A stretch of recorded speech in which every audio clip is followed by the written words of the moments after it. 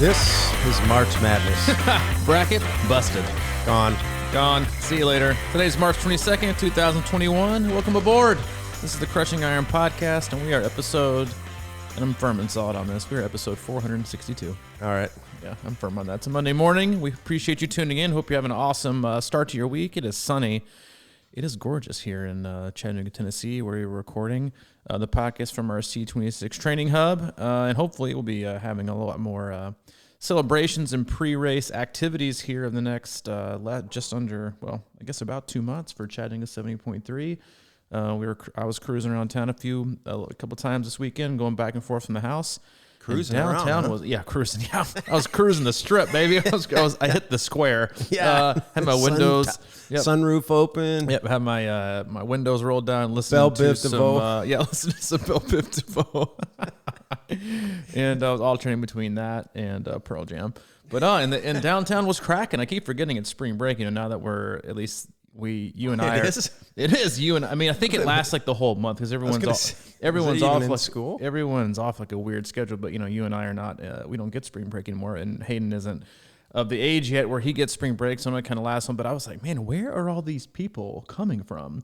And I couldn't think of it as like, is it? I think it's a combination. You got spring break and people travel. Not like Chattanooga is some big like destination city, but It's getting there. I think it's getting there. It's the weather was great this weekend. I think people are getting out and doing more things now.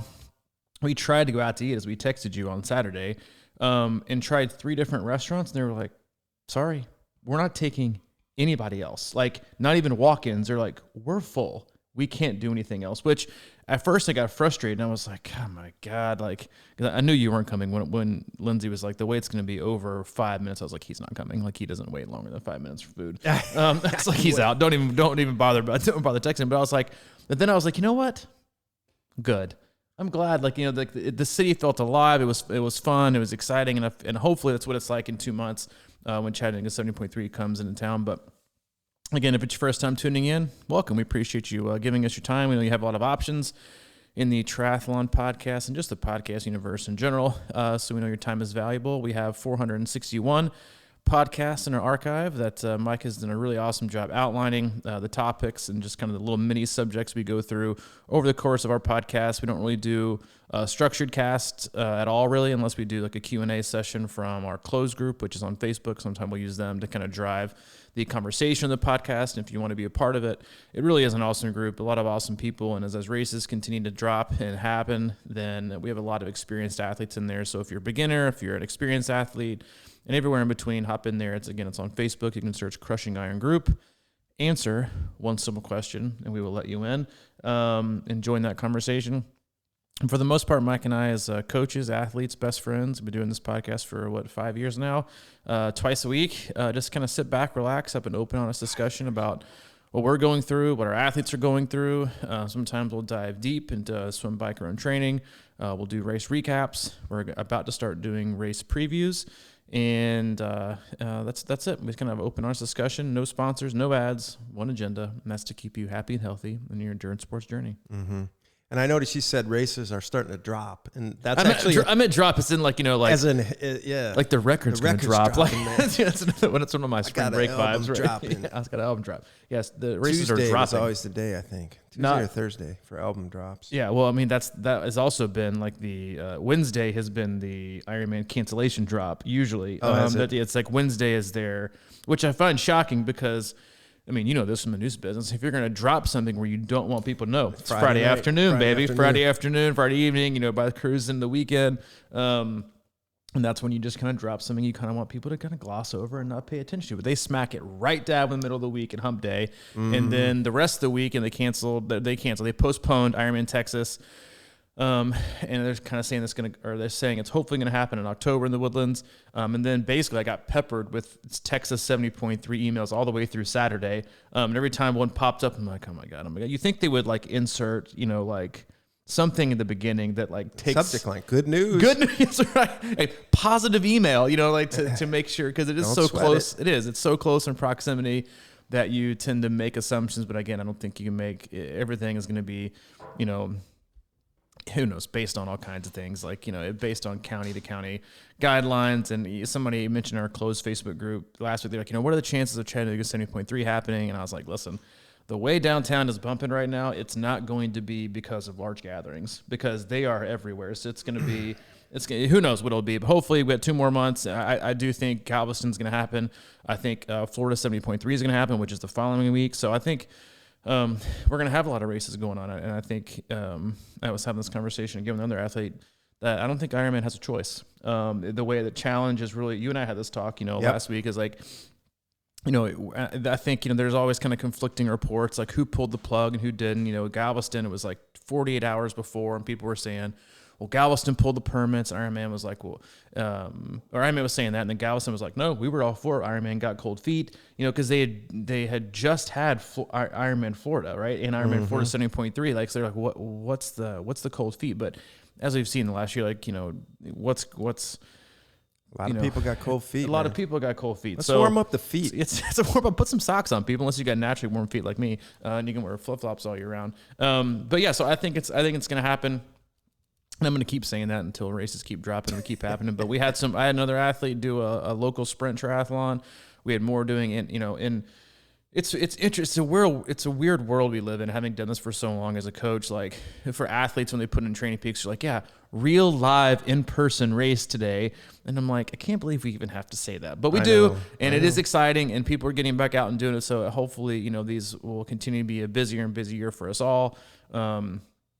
In making sure getting to races. Obviously, Mike and I don't have any specific intel behind the scenes for Chattanooga, but I can tell you this. I can tell you the hotels are full. And I can tell you that if you're looking for a room for Chattanooga 70.3, you better get it quick, because I looked for my mom in case she came into town, and they're like all full. Really? They're jam packed, which is good. Well, it is good. Thank you. Pack them out.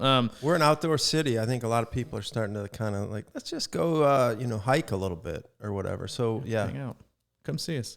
Makes sense. Come see us in the hub too. But yeah, come see us in the hub, and hopefully, if you're like I guess most of the planet, your bracket was busted this last weekend. If you watched any of the tournament, which I thought was exciting and fun.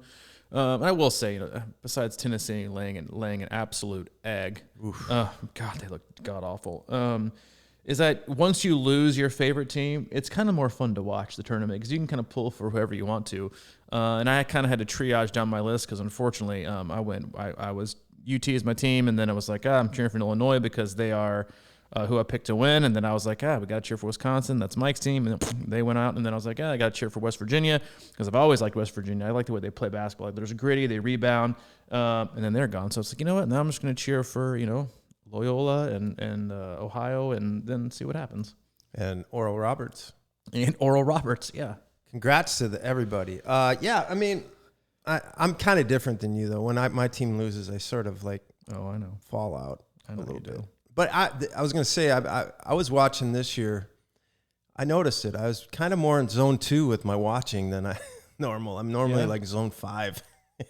Oh, I know. So it didn't hit me as hard, but it still hit me hard. It's like I think you watch these kids, man, and they've been through so much, and it's like, wow, what a deal, Let me ask you this, and I think, and I had, obviously, like you and I usually have a lot of topics that we get on this podcast from watching some of our other, favorite sports.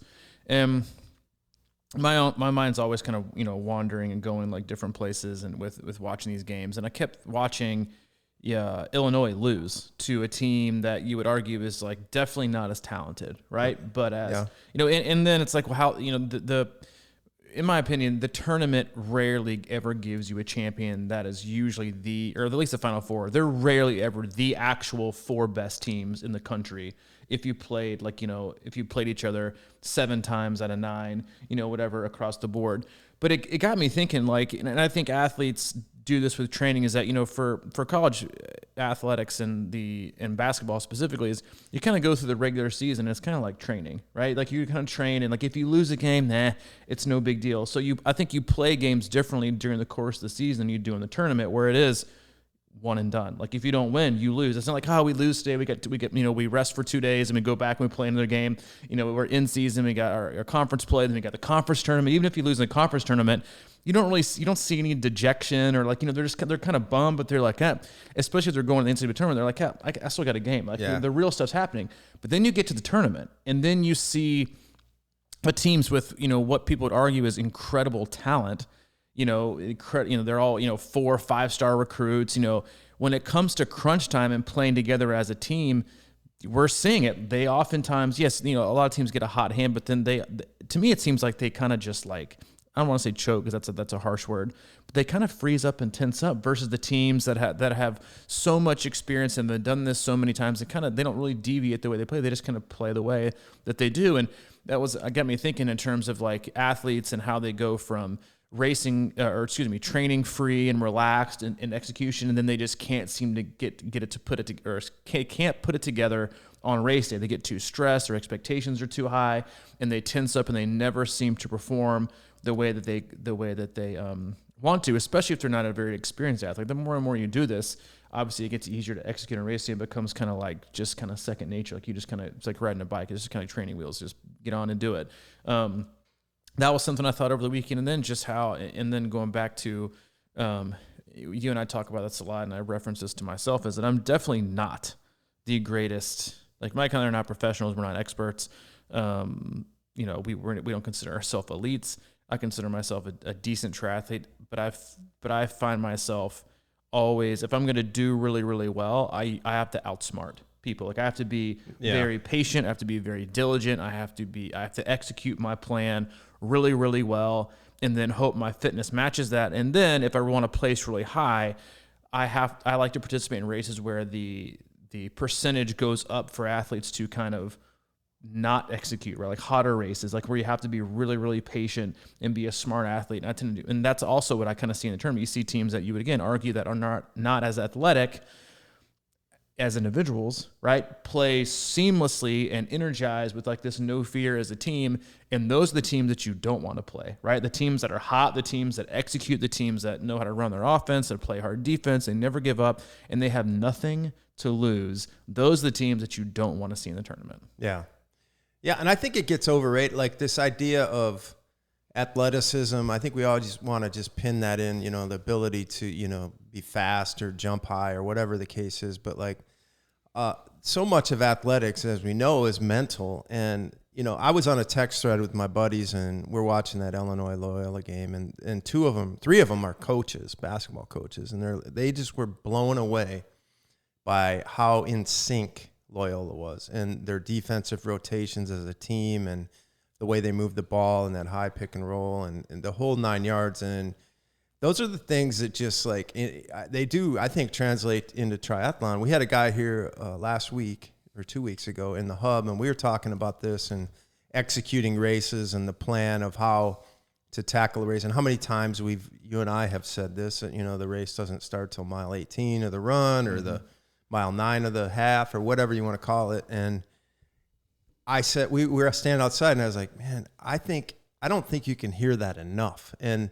most athletes kind of hear it, and including me, and don't do it. You know what I mean? It's so tempting to come out of the gate hot, or you feel good and you want to hey, wait, this might really be my day. Where you're going to pull some kind of magic trick out of your hat that you've never done before. And I think that, while I think that's possible, I think that we all get kind of sucked into the moment, and we see it a lot in games like in March Madness or college football or whatever, where the teams will come out and they're just alley-ooping all over the floor, and it looks like a complete route, but you look up and the other team's only down 3 points, and they're just kind of cruising along, doing their thing, and then, their stuff is more executable on an every trip down the floor type of thing, or in a football game when in that third quarter, you see that other team go up 3 touchdowns in the first quarter in 8 minutes, and then next thing you know, it's halftime and it's 21-17. Yeah. And that third quarter just the momentum starts flipping around. And I think that's the way we got to look at races. But obviously it's not easy, because you see thousands of teams doing this all the time, where they'll come out and just be fired up, and it's got to be we got to be pumped for this game, and we got to be pumped for this race. And the next thing you know, you're swimming like twice as fast as you normally do. And your heart rate's out of whack. And your race is over by the time you hit the third buoy, you know, and not literally, but like, you know what I mean? Like the execution of it is kind of starting to be at challenge. It goes, and I think it's a great analogy, and it goes, I think it's applicable to both training and racing in that you race the way that you execute your training, right? You see people who go through their training very haphazardly. They're hot, they're cold, they're hot, they're cold. They are all in, they're all out. They execute perfectly, then they kind of go off the grid. Like if that's if that's the kind of, and again, like there's so many different types of athletes that kind of venture into endurance sports and venture into doing triathlons. And if that's what you want to do, then go for it. Like, you know, I hate when like other coaches or people in general, like, you know, they rip on I'm not a Peloton guy. Like I don't have a Peloton. I probably never will. Like that's not my thing, but they rip it like, yeah, that's not the way that you train people. I'm like, people aren't on Peloton, aren't on there to do 5 zone 2 rides a week, you know, like that's not what they do. They come in and, you know, they want to get a 30, 45 minute, you know, workout done. They want to work out hard. They want the endorphin boost, like let them do that. But for athletes, if you're trying to perform well and you're trying to gain fitness and you're trying to do this for a very long period of time, you have to kind of stick with it. Like I was joking with an athlete on Facebook who had a really awesome race. I was like, shh, don't tell people our secret sauce. And I think he said something like, you know, most people don't have the patience to stick with the secret sauce. And that's because the secret sauce is patience, right? It's nothing exciting. And I think athletes, athletes do that in terms of, they get distracted, and they do that with races, and they tend to, and that's what we do. When we get distracted in racing, we take chances. And I think a lot of times, like you said it, like in terms of, you hear it all the time in college sports, especially like, oh, the score doesn't really show you how, you know, not close this half was. Like you have teams that just kind of hang around. That's the kind of athlete I think everyone needs to be, are the ones that just kind of hang around. You hang around not by doing the extraordinary a few times, right? You see that with teams that are just so hot and then they can be so cold. You never want to be real hot. You never want to be so cold. You want to be consistent, and what you want to be, which is, you know, kind of what you don't really hear a lot these days, is you want to be predictable, right? Like you want to be so engaged and so concrete in your belief and your execution that no one is going to deter you from how you're going to execute your day.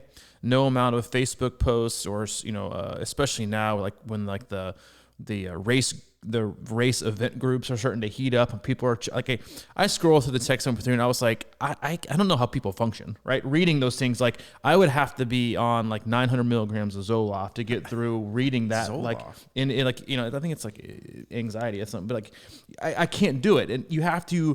There's just so much information out there that's distracting you from your ultimate goal, which should be your goal. And what happens is most athletes in training and in racing start to deviate from their own agenda and what they want to complete because they saw so-and-so, because it is easier to deviate and be distracted from your plan for just a moment because it releases this pressure of, okay, I have gone all in on this method of training. I have gone in on this block, and now I don't really have an excuse, right? When it comes to race day, I'm going to really know if this worked or not. And I think for a lot of athletes, that can be too much pressure. Like they're like, but then I don't have any kind of like underlying self-sabotaging excuse. Like, yeah, well, you know, I did go out and run 20 miles a couple weeks ago. I really shouldn't have done that. Or, you know, I changed up my training, or I decided to go keto 3 weeks before my race, and I'm kind of doing this. Like, it is so hard to just stick with it and not be distracted. And that goes the same thing with race day, because what we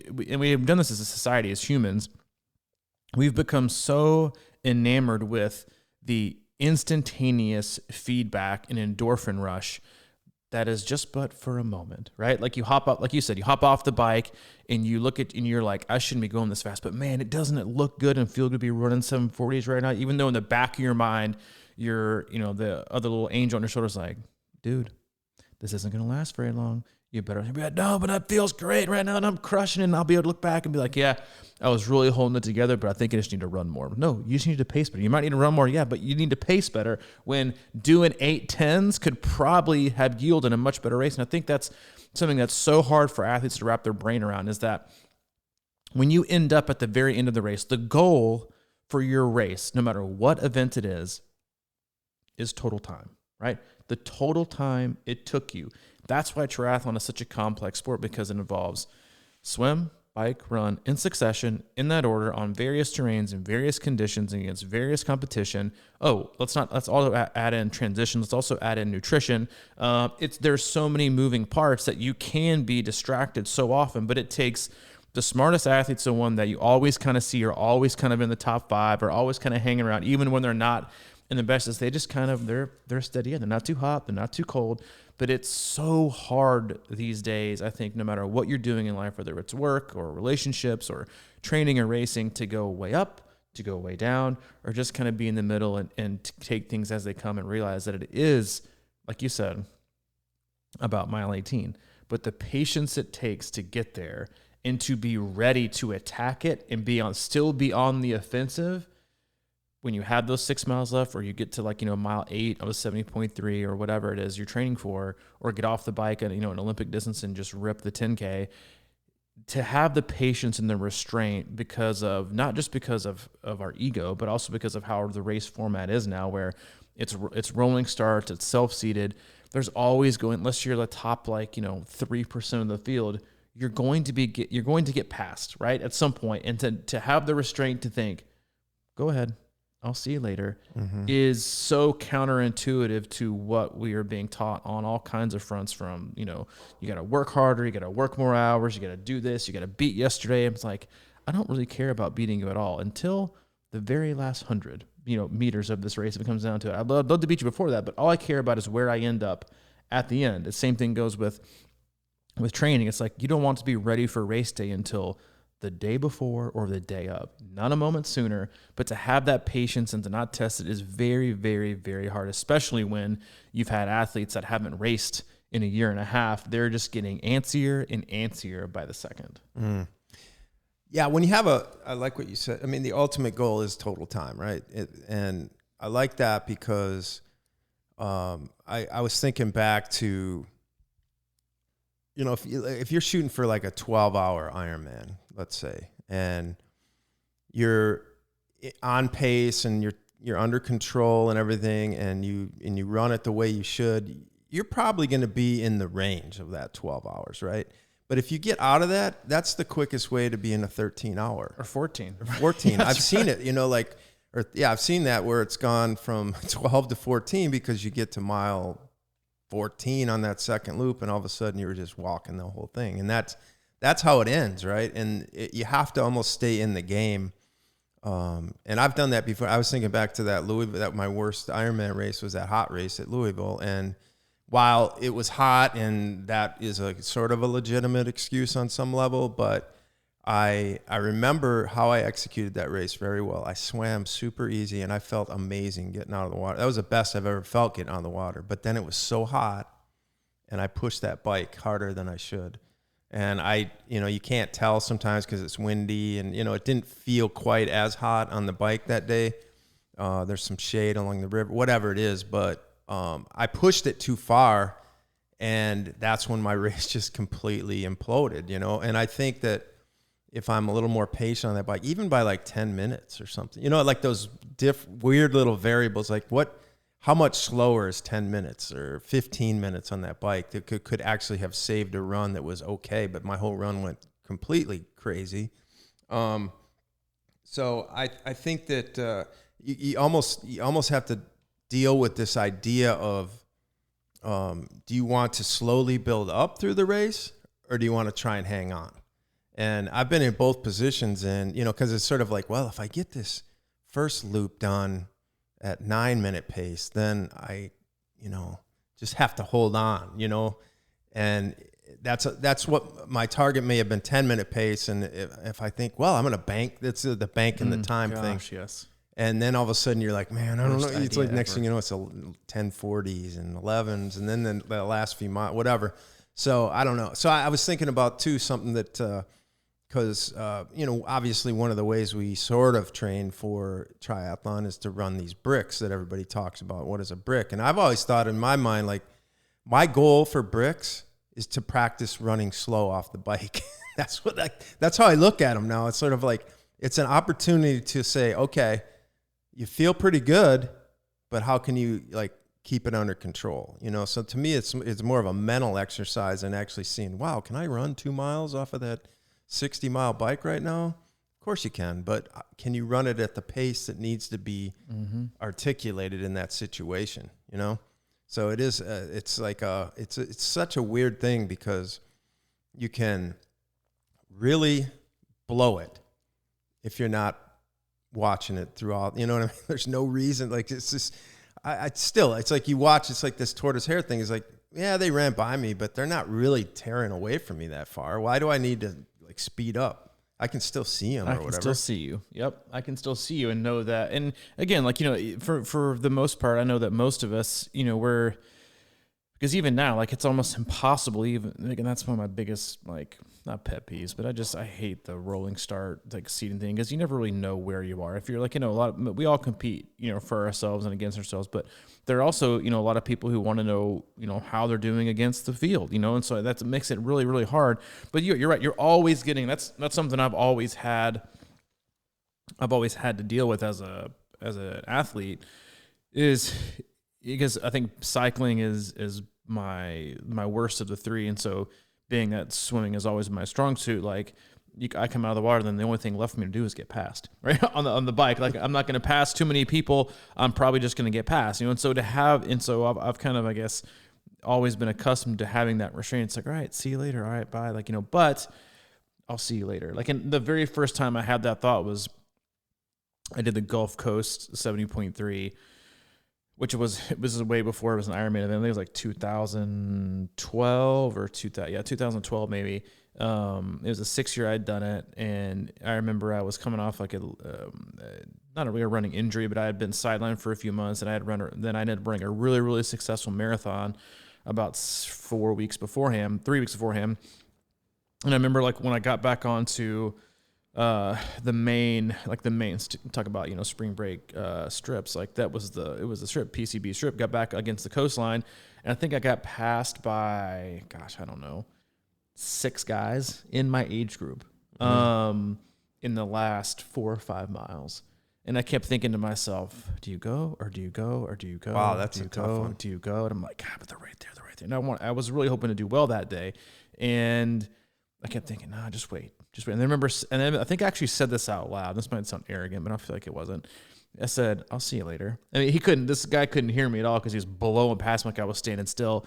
And I was like, I'll see you later. And because there was only like 3 miles to finish, I kept thinking, what's going to be the benefit of me just all of a sudden going way out of the zone that I had anticipated going in, or just hanging tight for just 6-8 minutes longer. But the temptation was so immense because I was like, yeah, but what's 6 to 8 minutes? Like, you know, but what am I going to gain? 20 seconds, right? Then I can possibly make up in transition, right? And so let's say I gained 30 seconds in those last 8 minutes by going way out of my comfort zone and going way out of the watt range I give myself today. Let's say I gained 30 seconds max, okay? You're still looking at like what? 2 seconds per mile difference, like that's good. But what's going to eat at me the most? And I remember I passed 2 of the guys in the first half mile, and that gave me all the confidence that I needed just to kind of just run as fast. And I remember that was the only race I've ever done the run where I've never gotten past. And I ended up doing real well that day, but it was the first race where it all came together in like it just doesn't, none of it matters. And I still to this day, like, and I say this after every single race that I can track, and like, I don't even know why I get like stressed, like in watching races, because none of it matters, right? None of it matters until you get on the run and you get like past a certain point in the run. None of it matters because it's about cumulative time, because you're right, up to a point, you start hemorrhaging time, right? It's not about dropping from like a 10-minute mile to a 10:10. It's about dropping from a 10-minute mile to a 12:40, or even worse, which is super common, if you ever watched a long course event, even a 70.3 or a full, it's about going from a 8-minute mile to a 14:30, right? Because you're walking, because you have totally ripped it. So the gains you thought you made on the bike are gone in 1 mile because you just purged 6 minutes of going from a run to a walk.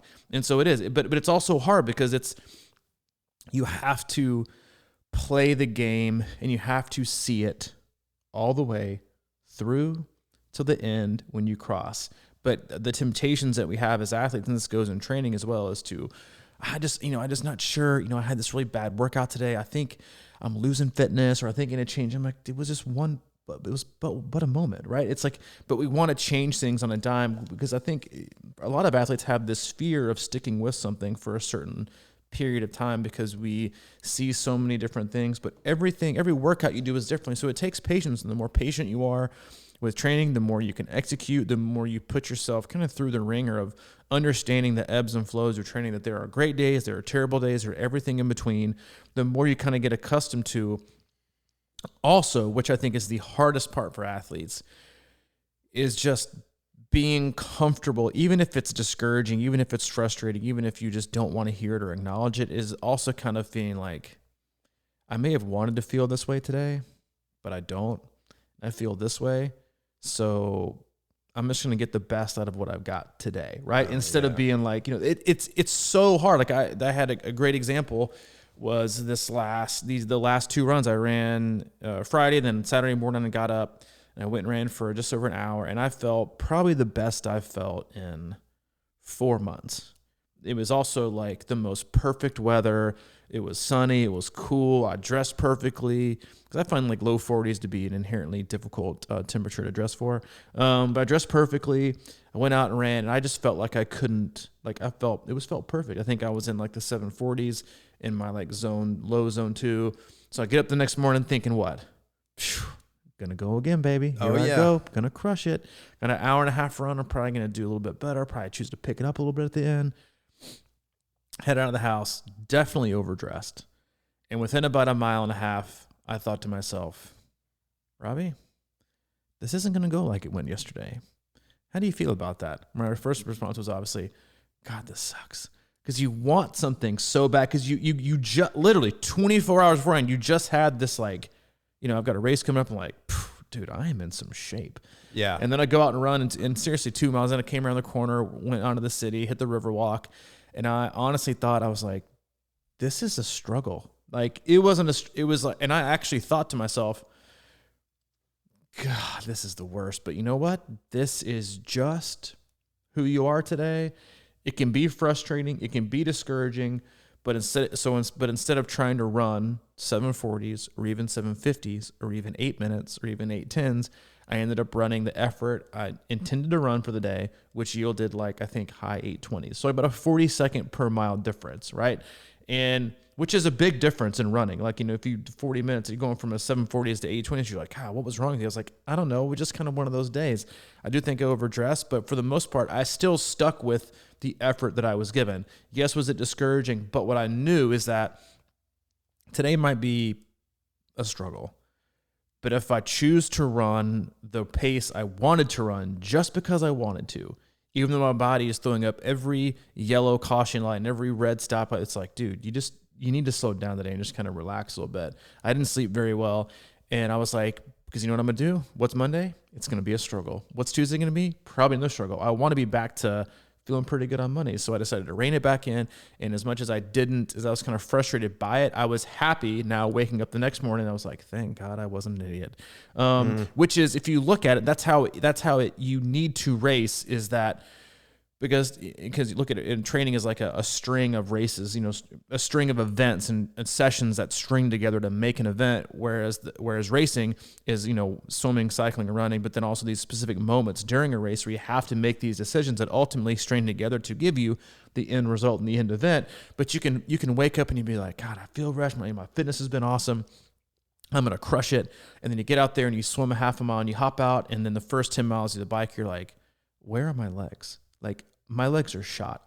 What is going on? And you can make one of two decisions. One, but that's my range for today. I want this. And then you end up absolutely getting smoked and your race turns to absolute trash. You just didn't have it that day. Or you could still get the best out of what you might have today by being patient. I had the exact same feeling, that feeling at Chattanooga 70.3 3 years ago. 3 years ago, yeah.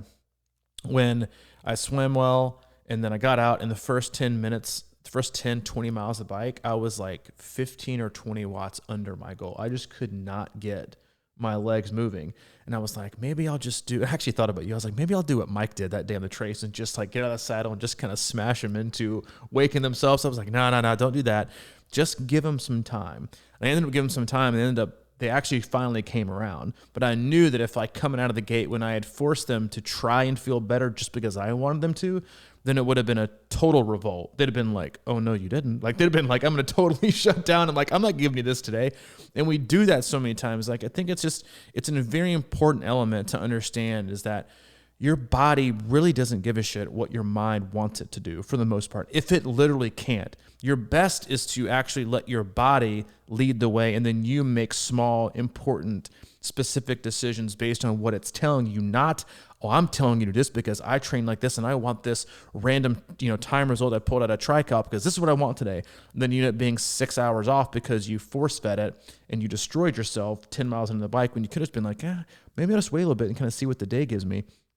It's those small decisions, again, that take time, because what you don't get is you get the opposite result. By slowing down or easing up, you get the result you're not looking for, which is a slower pace or lower miles or a slower time that you thought, well, I told my friends and family that I was going to be at the 30-mile checkpoint at 2 hours and 26 minutes, and 2 hours and 30 is going by, so I have to meet it, and blowing your whole race out of the gate because you can't see by being patient, that's why it's so hard. Being patient doesn't get you the result you want in the moment.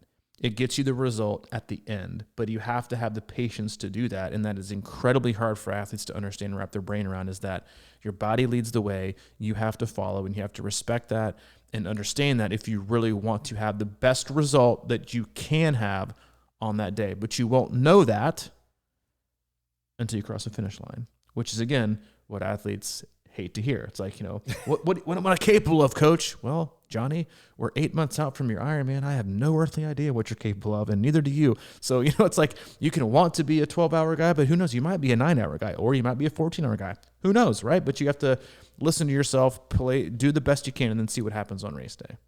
Boy, you showed yourself some self-love and acceptance on that run. It was hard. It was hard? Yeah, it was miserable. It was the worst run I've had in I don't know how long. But well, that's the thing. I had to suck it up. I mean, honestly, I wanted to walk because I was so dejected. I was like, this is, I was like, you know what? No. Stick with it. Just stick with it. And then I actually ended up feeling a lot better like the last mile or two. But then I was just like, yeah, you know what?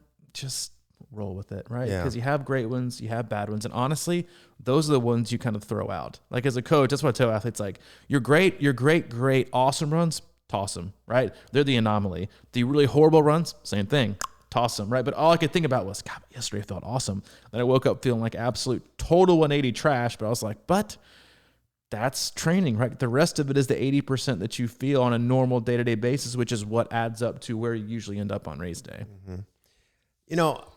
I think a lot of times for most of us, there's elites and things like that. And for the most of us that are doing, like, say, an Ironman race, a longer course race, I really think a good sort of rule of thumb is, like, if you're thinking about effort, is like, I could do this all day kind of thing. Like, especially in the beginning of an event. Like, if you're starting to swim, it's like, yeah, I feel like I could swim 10,000 yards right now at this pace, and just accept that. And then get on the bike and sort of, like, at least for the first hour or two, because we always talk about how, yeah, coach, my legs just weren't there for the first hour. Or, like, I just didn't feel it or whatever. And then all of a sudden you feel better at mile or hour 3 sometimes when you're in the thick of training, or 2 hours. So I think the idea of, like, yeah, if you're thinking just by effort, I like to go by effort a lot. And I don't always do this on the bike because I kind of, like, get sucked into that pace, and I get sucked into that 6-hour bike, range, and wanting to be below that and stuff like that. But I think it's a really pretty good rule of thumb and then you just think, wow, this bike, I feel good. I'm just going to ride today. I'm going to ride at a pretty solid pace, something that I could probably ride for 8 hours or 10 hours or something like that. And then I just think that your body adjusts. That's the reason I say that. It's because I'm not saying you need to lollygag and go slow and just kind of like countryside cruise the whole bike route, but I think your body naturally just starts moving a little bit smoother and a little bit faster. Like if you think, and that, because it always happens in runs. Like lately I've been doing this, more and more zone 2 running, and you get off the bike and then you kind of are like, man, I could definitely run a marathon at this pace right now. No doubt in my mind. And just stay at that effort. Because I think your effort, it's sort of that thing about zone 2 is like your heart rate's lower and you're going faster. Sort of like, I think when your body wakes up into the run and you have a good pace going where you can go the distance, I think you'll naturally just start going a little faster if you keep that same effort in mind. I just believe that kind of stuff. So, and then of course, then you get towards the end, like we talk about at mile 18 or whatever. And it's like, I don't know if I could hold this, but I'm going to give it a shot. I'm going to go get it right now. Cause I got 8 miles left or 6 miles left or whenever you decide to go. Just, you have to let your body believe it can go somewhere. And then at the end of those races, maybe put it in a little bit of a quandary and then just see what you got. Like your run the other day, I'm sure you could have found something deeper. You know what I mean? It's sort of a good example. It's like you're kind of cruising along, and if you had to, if it was a race or something and you knew you had plenty of time to recover in the whole 9 yards, and you probably could have sucked it up and got into that 740 range pretty easily. You know what I mean? Whew, I don't know. Not yesterday. Really? I would have. Well, I could have. There's people cheering, and I'm out there going, "Hey, what are you doing?" But I don't. Yeah, you want to hope that you can, right? But it's up to a point. You also have to be, and that's the thing about pacing and conditioning and having the fitness, is that it all starts from the moment you dip your pinky toe in the water to start your swim. Is the energy expenditure starts. So you start your day with you start your day with X amount of energy little balls in your huge gigantic clear glass jar, and from the moment you get in the water, you start to use them, right? So 1 drops out, 2 drops out, 3 drops out. What you want is to have the least to go as fast as you can while using the least amount as possible until you at least hit the half marathon point, because it's not about how fast you go to an extent either. It's about how little you slow down. Like it's never about the last half of a marathon. I'm never pumped about like, look how fast they're going. I'm always thinking, God, they're not slowing down. Right. And that's when they paced it really, really well, because it's not about how fast you go. It's not about, what your body doesn't care about your 800 repeats that you did 3 months ago to get prepared for the day. If you can't hold a pace the last 15 miles of your run or the last 10 miles of your 70.3, none of it matters, right? You have to have the durability, you have to have the resiliency, and you have to be smart enough to race that way and to run that way for a long period of time.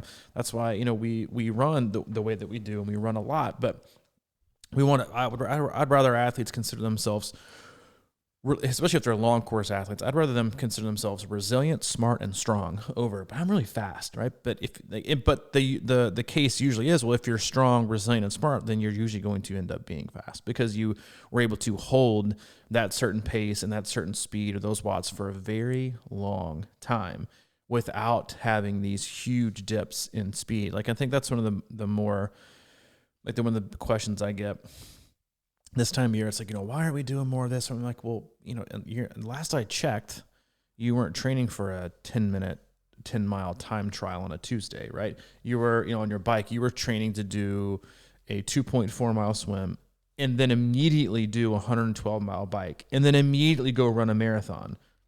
I don't see the correlation, right? I don't care about how fast you can do a 10-mile TT. I care about how fresh you feel off doing an 112-mile bike so you can run the best. And that is, again, it's a very hard thing to wrap our brain around, because now with so many things that we have and so many different ways to train and all these different things to see when you train and all the metrics, it's like, but I all I care about are training wins. All I wanted is to see these, huge results and these peak performances. And I'm like, well, yeah. And it's right. You're right. It's not like it's not the flashiest sales technique for us as coaches, but it's like, I don't honestly care until you get to race day, until you see it come to fruition. That's when I care. And it takes trust and it takes patience. But as soon as you see it once, you're like, I get it. And then it actually makes training so much more fun and enjoyable and easy, because you're like, I know I don't have to see it. You want to see glimmers. You want to see little peaks, even when you're even when you're in big fatigue, because fatigue does mask fitness. That's just what it does. And then you remove all the fatigue, and then boom, there's all your fitness, and you're fresh, and you're focused, and you can do it all the way you want to do, and your new speed or power kind of shines through. But you can't have any of it unless you have the cake. And that is more like the more difficult parts. Is like, yeah, you want to have, your icing is only as good as the cake you got, right? Or you don't have a cake, you just have a little bit of icing. And it's only going to last you for what, a second or two? If I give you a plate with a big giant piece of cake on a little bit of icing, you're like, man, that's a lot to eat. That's going to take me a while. Or if I give you a big little, dab of icing, you're like, hey, that was too rich. I can't eat a lot of this. That's how your training is, right? That's how a lot of people train. They're worried so much about their speed and the icing on the cake, but they have zero ability to hold it for a long period of time. But they are more than happy to share with you their, 800 repeater half-mile split they did on Tuesday when all they did was run twice this week. I'm like, well, no wonder you ran fast. You've only ran twice this week.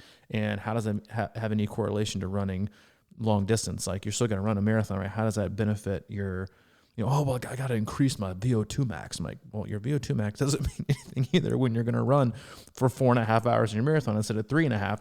So it's a different way to look at it. But again, it comes down to patience. It comes down to seeing things through. It comes down to making the smartest decisions you possibly can, which is, some days just getting it done, some days pulling it back, some days pushing through, some days also just not doing anything at all, like in understanding that those are some races you're going to kind of know, like, this just wasn't my day, but I'm going to kind of see it through. The same thing with training. Like, you're going to have great days, you're going to have terrible days, you're going to have days where, like, you know what, I think I'm just going to take the day off, and you need to be okay with that. Like, that's encouraged, right? But if you can't make those, what I would consider like, very inconsequential, very low hanging fruit decisions in training, that are ultimately what's best for you, the athlete, right? Is to, again, keep pushing through and to understand what your body's telling you. Do I need a day off? Do I need to push through? To be determined, to be resilient, to show consistency, but also at the same time, knowing when to say, hey, coach, I think I need to take a couple of days off. I just need to relax for a bit. Then go for it. Like, just have at it. If you can't make those decisions, right? And a lot of it's like, well, your coach should make those decisions for you. Not most of the time. You should, because coach isn't going to be riding next to you, riding shotgun on race day. Like, you're by yourself. So if you don't practice making those decisions on your own and having the confidence that you're making the right call each and every day with your own training, how do you expect to do it by yourself on race day? And that is a very, very important aspect. I think we, as athletes, we should always focus on and again, that's why as coaches, you and I, we want to be hands-on, but we don't want you to be hands-off, right? You are ultimately driving the wheel. We are sitting shotgun in training. If we see you veering off course, we might, grab the steering wheel, push it back a little bit, like, hey, slow down just a little bit, take your foot off the accelerator, a minute, just kind of cruise and relax. You don't have to be 10-2 the whole time. You can kind of put your hand over here and just cruise for a bit. But when it comes to race, because when you race, it's just you. You won't have your coach to ask what's going on. You won't have them to ask, well, my power meter's not working, or my heart rate my strap is not working, and I'm feeling really great today. Should I push it?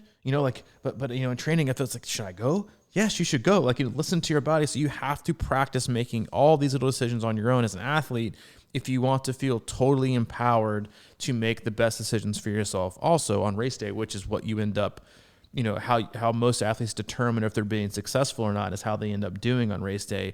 You're the one that's responsible for those decisions, not your coach. Mm.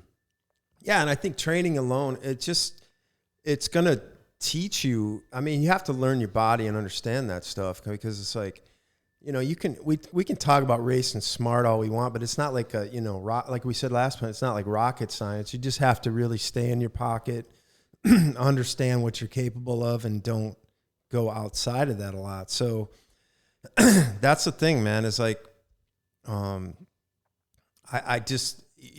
you're out training by yourself, and I love what you said about you got to practice making race decisions while you're training, because those are the things that you have to understand. You're a father, and I'm sure that you don't just tell Hayden everything to do. You want him to learn it, right? Like, you can't just say, turn there. They have to innately pick that up, and I think that's what training is all about, is really kind of truly learning for yourself how your body reacts to certain things and how you should approach different situations and things like that. And that's, coaching and, they talk about it in, I guess in Latin, teaching is being the student or something like that. So it's just like you want people to, it's not just a matter of like do A, B, C, and D. And you have to really innately understand what A, B, and C, and D mean to you. And that's the process of coaching where it's like, you kind of have to let, it's sort of like, sometimes you just got to throw the kid in the water and let him swim, Yeah. And they say a lot of times that's the best way to learn. It's like when your back's against the wall and you won't forget it then.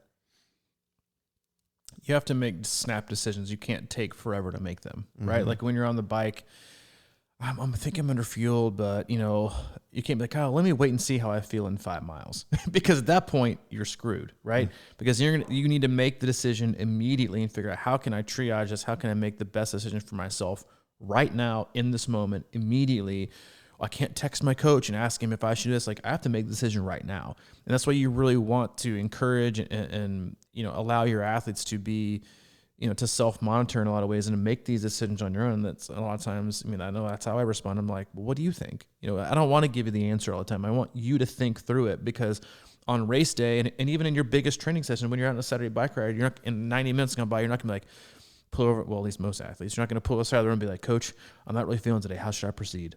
Like, you tell me. Like, you make that decision. You have to be able to know those. Like, coaches aren't handholders. They're not dictators. Like, they are your partners. But they also, if they want the best for you, then they also want you to figure things out on your own, because no one's going to be around forever and always. And that's what you need to know as yourself as an athlete, that you can have somebody to work through the weeds together during training and get you to the best place you can possibly be at. But when it comes down to it, you're racing alone, just you, right? Even if your coach is there to support, they're not going to give you anything but like a cheer and like a high five, like, especially if you're me. Like, I just kind of sit back, relax, and kind of watch the day unfold. They're not going to be able to solve anything for you. If you have like an emergency question, it's not going to happen until usually it's too late. Because why? Because it's an emergency, right? And that's when they see you on the run. They can't just pull over on the side of the bike or pop their head up halfway through the swim. And, it's like you just kind of have to, you need to be able to figure that out. But in the world we live in now, where I feel like so many people want their hand held with everything, because there's so much data and so many gears and so much gear and gadgets to have and this and that. And it's like, but I have to have. It's like, you need to be fine with the bare bones and just be able to make it and do it and be done with it, rather than feeling like you can't make these decisions on your own. Like, I applaud the athletes that, have the intestinal fortitude and the confidence in themselves to be like, this is what's best for me today. Good for you, right? Because you are the only person, literally the only person on the planet that knows what's going on inside your head, inside your body. The only one, not a Training Peaks spit out, not a, artificial intelligence training platform. Like, you're the only one that knows that and how you feel. So you have to be able to make those decisions. Yeah, I could have swore I've seen you on the course before, running alongside an athlete going, hey, slow down to cadence 172. You're a little fast right now. I'm like, hey, dude, you need to drop it down 0.3 watts per kilogram in order to be able to have a lot of coaches, I see them out there running alongside their athletes, like instructing during the run. It's kind of funny. You really need to pick up your heels in the back end. Usually I stand in one place for the run, and that is coming out of T2, and I yell one phrase: slow down. Slow down. Slow down, right? Slow. I'm probably the only coach on race day that's like, slow down. Because it's about pacing, because I want you to be able to run hard when I see you at the end of the race. I don't care what you look like coming out of T2, as long as you're being relaxed and getting your fuel in and getting cool. I'm like, I'll slow down. And I instruct every spectator that we have and every other athlete we have that's training that day. When you see our athletes at the very beginning of the run, you yell at them, slow down, right? And be smart. It's not about go crush it, go get them. Like, that is the worst advice I can possibly hear. It's like, you know how long you have to get them? A long time, right? An hour and a half, 2 hours. You have a long time to go get or go do whatever it is, and you can screw it up in 30 seconds, right? Coming out, especially at Chattanooga on that hill right out of the gate. People treat that hill like they're going to Everest in like 35 seconds. Like, they absolutely hammer it. And I've told that's where, like, I run half of it, walk half of it.